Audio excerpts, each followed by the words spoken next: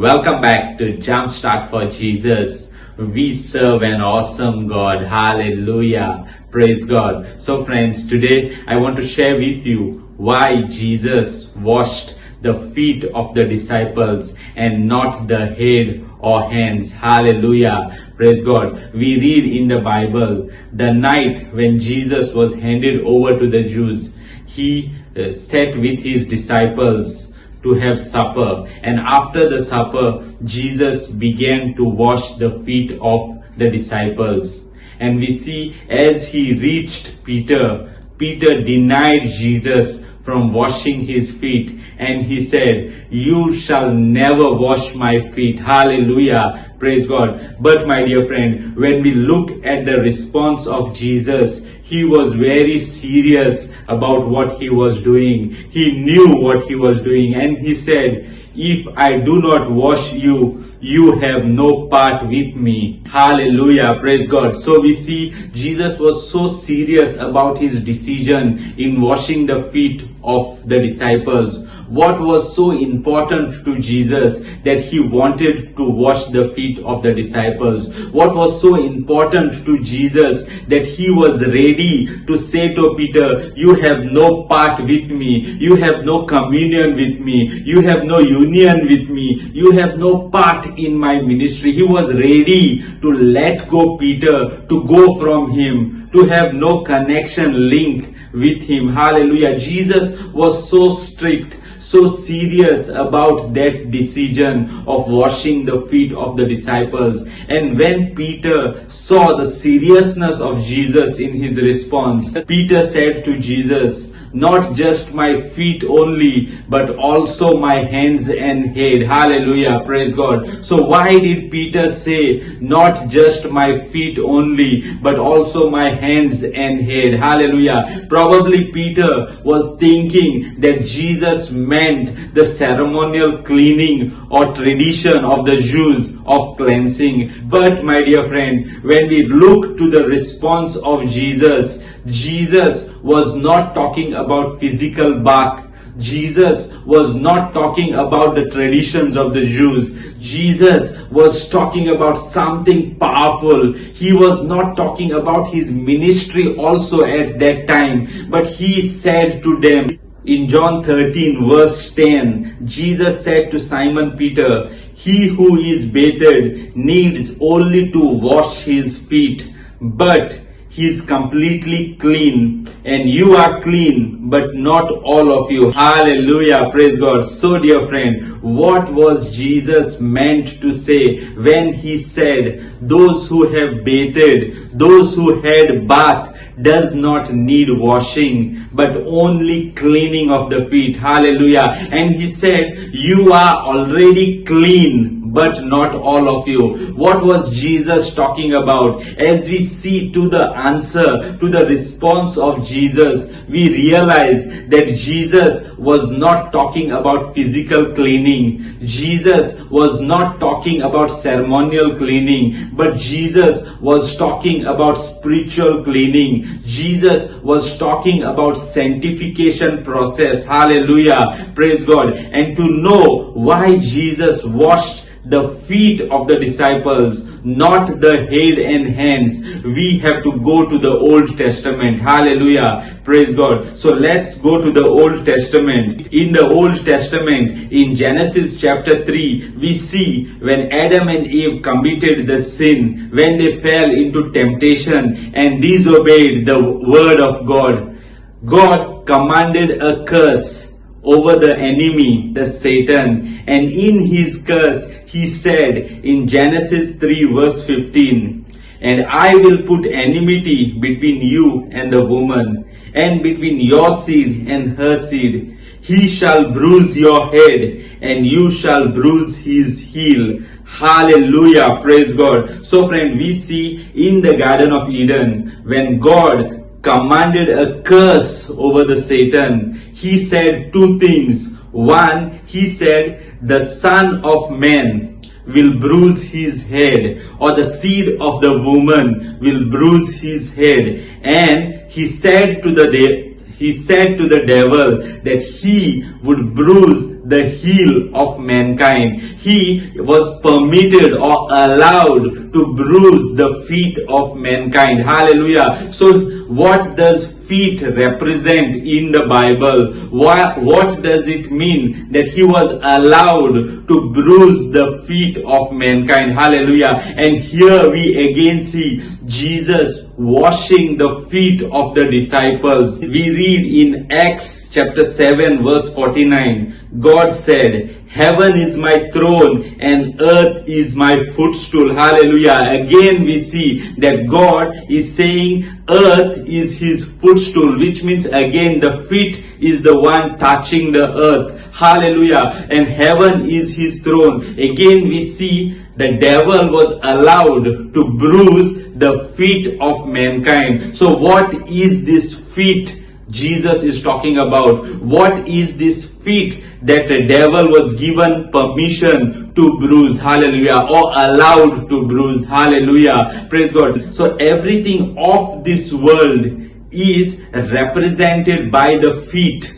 Everything that is in the world is connected with the feet, and devil was allowed to bruise the feet, means he was allowed to touch everything that you have which is of the world. And Bible tells us that all that is in the world is the lust of the flesh, lust of the eyes, and pride of life, which is not of God but of the world. Hallelujah. Praise God. So we see that the devil was allowed to bruise the feet, which means he was allowed to touch everything that a man has related to this earth. Hallelujah. Praise God. And this he has been doing since the creation. He has been touching the things of the world that we have to hurt us, to bring temptation to us, and to make us fall into sin. Hallelujah. Again we see another comparison where we see the curse said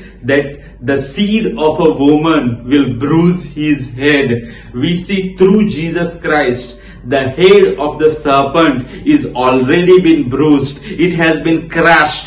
The head of Satan is crushed. He no longer has the power to bruise our heel. Hallelujah. Yet he keeps continuously coming, bringing temptation into our life because we do not acknowledge and realize that the head of the serpent is already been bruised. Hallelujah. In the same way, Jesus tells the disciple, you are already clean, which means Jesus bruised the head of the serpent, and because of that today you are already clean. Every believer of Jesus is cleansed through Jesus Christ. When you acknowledge that Jesus has taken your sin and died on the cross, you become clean because all your sins are transferred to Jesus. But again Jesus said, even though you are washed clean, you still need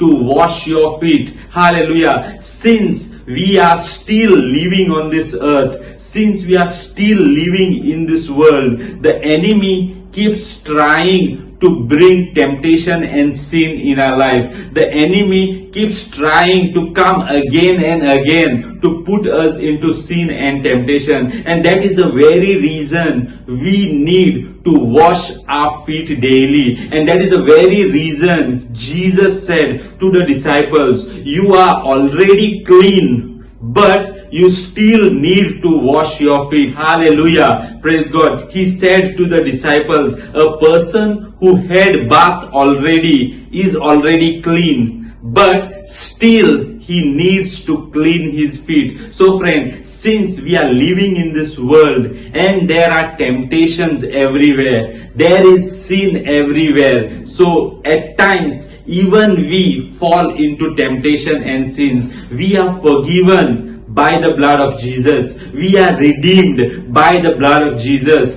Jesus has already crushed the head of the serpent, yet we fall into sin, yet we fall into temptation, and that's the very reason we need to wash our feet daily. Hallelujah. The second thing that I want to tell you is how to wash our feet, how to cleanse ourselves from this temptation and sin that so easily ensnares us. Hallelujah. Praise God. We see that Jesus used water to wash the feet of the disciples. Hallelujah. We read in Ephesians 5:26, it says that he might sanctify and clean it with the washing of water by the word. Hallelujah. Praise God. Hallelujah. Praise God. So we see, what does water represent in the Bible?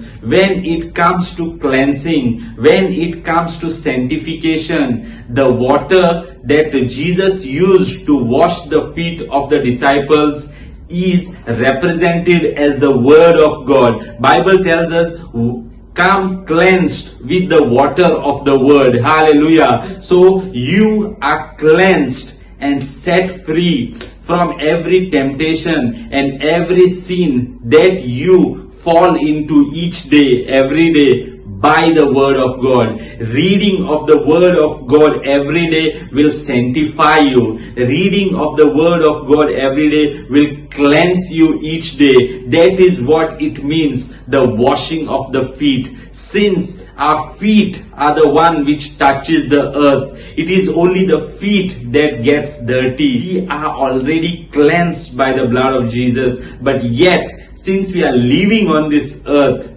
and this earth contains sin and temptation, this earth is full of the dirt of the enemy, and as we walk through this dirt, we sometimes come into contact with that dirt, and that dirt gets stuck to our feet. That dirt gets stuck to us and makes us dirty. Hallelujah. And the only way to sanctify ourselves, the only way to cleanse ourselves and come back or remain in the grace of God, remain in the favor of God, remain in the blessings of God, is by sanctifying ourselves through the word of God, by cleansing ourselves through the word of God, reading the word of God and applying the word of God in our life. Hallelujah. Praise God. So friends, as you read the word of God every day and you apply the word of God to your life, you shall be cleansed every day. The process of sanctification is not one time.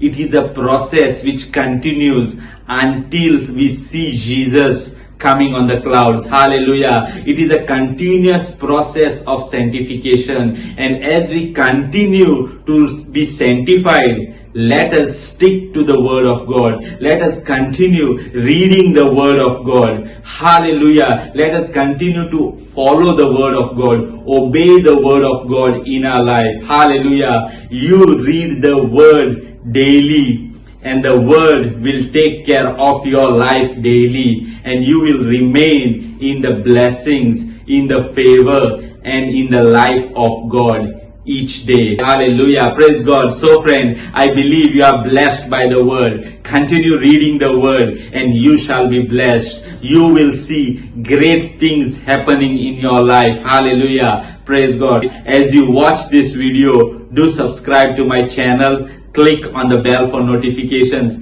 and do share the link with your friends and family. They will be blessed too together with you. Hallelujah. I have a playlist of many videos. Watch those videos and you will get more knowledge about the word of God. Hallelujah. Praise God. God bless you.